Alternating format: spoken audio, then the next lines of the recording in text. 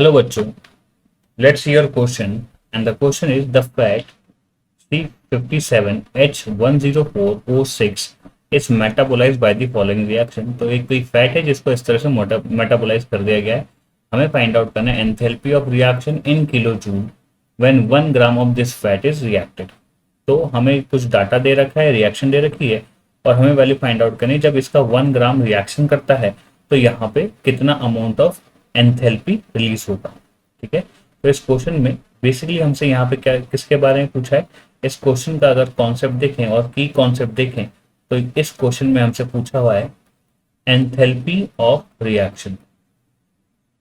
ठीक है, और यहाँ पे जो डाटा दे रखा है तो आप देख सकते हैं कि सभी के लिए हमें फॉर्मेशन का डाटा दे रखा है। तो enthalpy of reaction by formation enthalpy.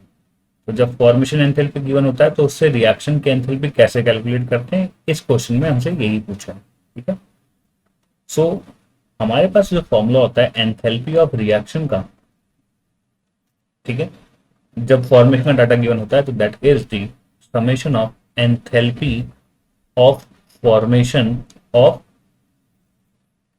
Product minus summation of enthalpy of reactant. This is the formula which we have to use to find the enthalpy of reaction in this process. ठीक है, तो इस reaction के लिए हम enthalpy of reaction calculate करते हैं। तो बेटा यहाँ से जब कैलकुलेट करते हैं तो ये वैल्यू आ जाती है delta H R. Product side हमारे पास है CO2 और H2O। तो CO2 का एंथैल्पी ऑफ फॉर्मेशन है -393। तो वैल्यू कितनी हो जाएगी, that is equal to 57 into -393.5 plus product side और है H2O which is 52 मॉलिक्यूल्स और 52 मोल्स। तो हम यहाँ से वैल्यू पुट करेंगे तो ये हो जाएगा 52 इंटू -285.8। ये तो बात थी प्रोडक्ट के बारे में। Minus enthalpy of formation of reactant, जो वैल्यू हमें दे रखी है minus of 70.870 for this fat.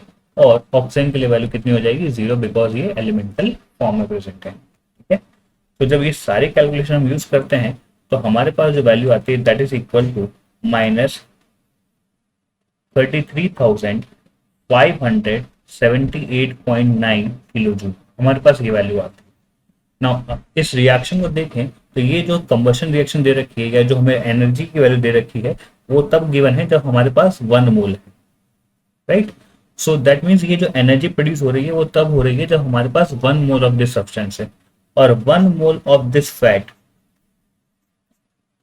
का मॉलिक्यूलर वेट है, अगर इसको कैलकुलेट करके यूज करें तो इसका मॉलिक्यूलर वेट आता है 884 ग्राम पर मोल। दैट मीन्स 884 ग्राम पर मोल से अगर इसका कंबशन करते हैं तो इतनी एनर्जी रिलीज होती है। So energy by 1 gram of substance, this will be equal to minus of 33,578.9 divide by 884। तो जब आप इसको सॉल्व करेंगे तो ये वैल्यू जो होगी नियर बाय हो जाएगी -37.9। सो यहां से अगर देखें बेटा तो इस पूरी कैलकुलेशन से जो हमारा आंसर आएगा वो क्या आ जाएगा, ऑप्शन नंबर ए।